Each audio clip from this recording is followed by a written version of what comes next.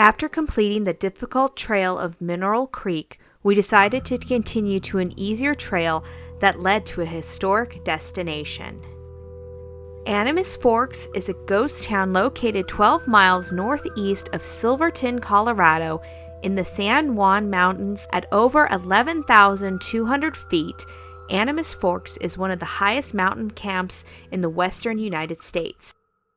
The first cabins in this town were built around 1873. By 1876, the town was growing into a mining town. It had over 30 cabins, a hotel, saloon, post office, and a general store. By 1883, over 450 people called Animas Forks home. However, unlike other towns, most of the residents would migrate south every fall to the warmer weather of Silverton. If you're familiar with Silverton, it's not that much warmer, but apparently it might have been if they were migrating that direction.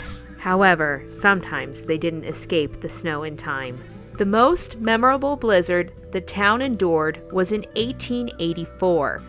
The town received over 25 feet of snow during a blizzard that lasted 23 days. Yikes. All the residents who stayed had to dig tunnels from building to building to get around. That's a lot of snow. So maybe Silverton was like the Bahamas back then. Sadly, as most ghost town stories go, around the early 1900s, mining in the area slowed down, and by the 1920s, the town was officially a ghost town.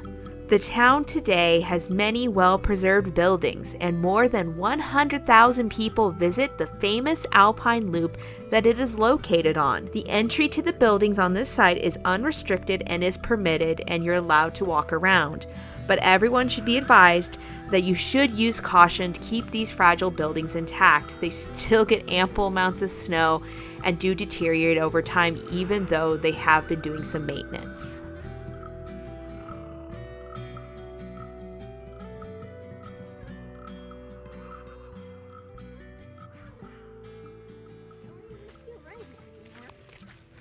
Animas Forks did. Remember they didn't have signs last time? You had this brochure. It had some signs. Let's go on to jailhouse. That's all we built one. Yeah, that's all we built jailhouse. Yeah, I could build something like that. Maybe I'll bring all those pallets home from work and just stack them and nail them together. Nice and dry. It is nice and dry. Hey, that's windows. Here's one little room. I think they had a door. They did. Used to have doors on it. And here's the other little room. And But that's they where the never jail is. let them out. And then they died. Used to be a stove in here somewhere, I'm guessing. Right, otherwise it'd be cold. Maybe they only used it in summer. Well, they said they, what is it, the one video we watched, that they went down into Silverton during the winter.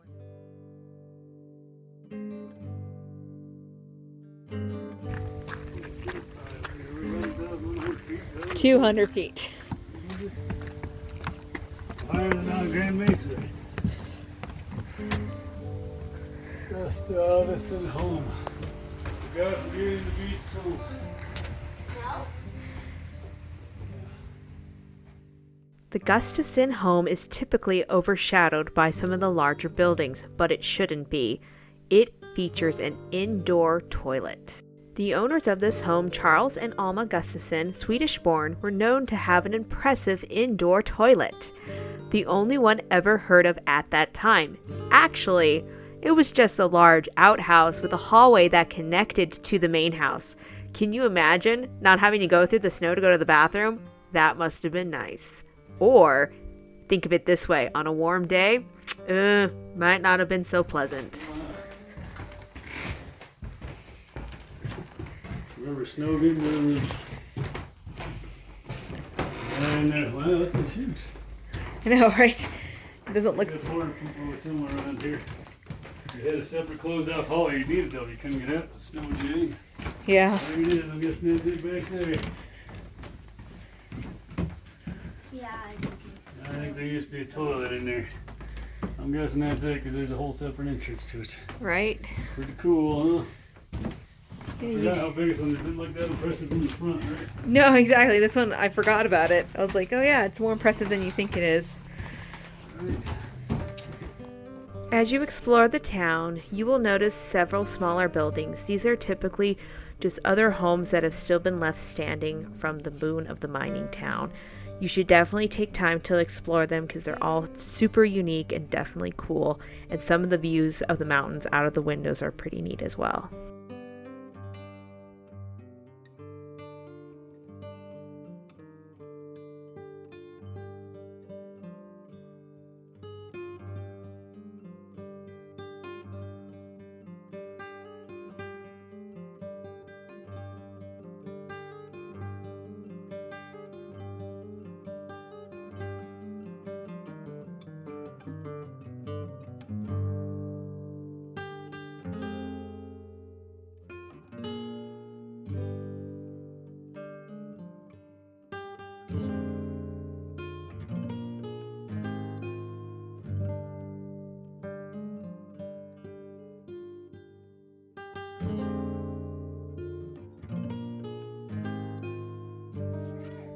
What? That one was too. I know. I just covered it up. Look at this. It's huge, right? It didn't look that big from outside. No, it's way bigger. Bigger than our house, I guess. I don't think so. I wouldn't be surprised. Well, Get the outhouse. That's the most amazing part. yeah, they've got a hole. You gotta have an outhouse. Oh, let's go this way. After exploring the other buildings, it was time to visit the main attraction of this ghost town, the Duncan Walsh house. The house was built in 1879 by William Duncan, a postman and a miner who struck it rich in the surrounding mountains. The house was purchased some years later by Tom Walsh for his daughter Evelyn. It's said she eloped with Edward McLean, heir to the Washington Post, and she never actually lived in the house. The two-story Walsh home was said to be the largest building in town, and it is quite impressive when you finally see it.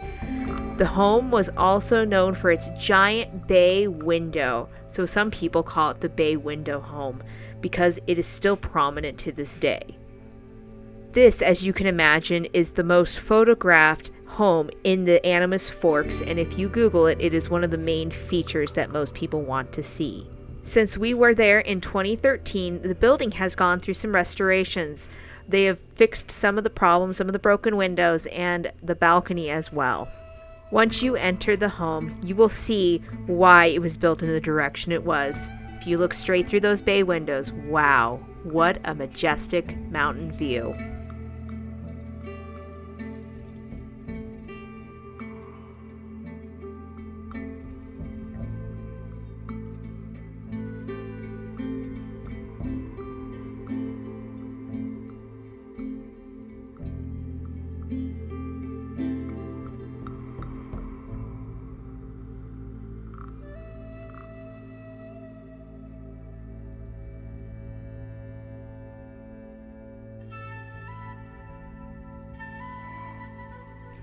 Besides the bay window, you will immediately notice the steep, narrow staircase just inside the front door.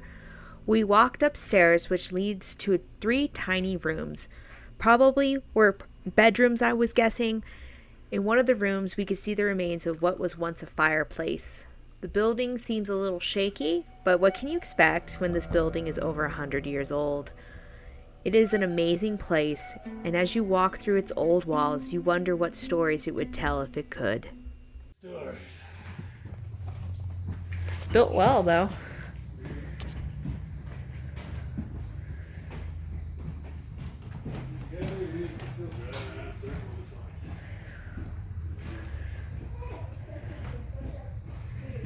There you go for the windows. Pretty snazzy. Very careful going down. After exploring the Duncan house, we decided it was time to finish our adventure by exploring the boarding house. The hip roof house, or the boarding house, was a place where miners hung their hats after long, grueling days in the mine. It housed over 150 miners. This building may not be as impressive as the Duncan house, but definitely is worth your time, and if you're here, take time to explore it as well. Oh! Hey, look, Rob. Big one. Look at that fireplace. That's the way I would have built it. Right. Of course, the old stove cast iron might put off one heat.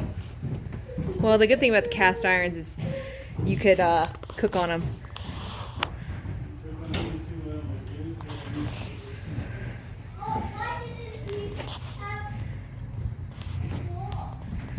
I'm guessing the walls were covered at one point, Everett.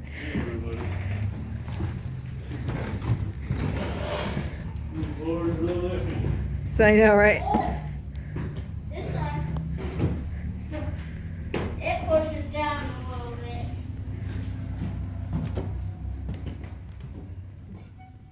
If you don't want to four-wheel into the site, don't worry. There's an easy road that leads from Silverton up to Animas Forks that you can probably do in a passenger car if you take your time. However, if you have a four-wheel drive, you should probably try the Alpine Loop for some amazing views. And if you haven't seen the Mineral Creek video, you might want to check that out before you try that part of the journey to get there from Ouray.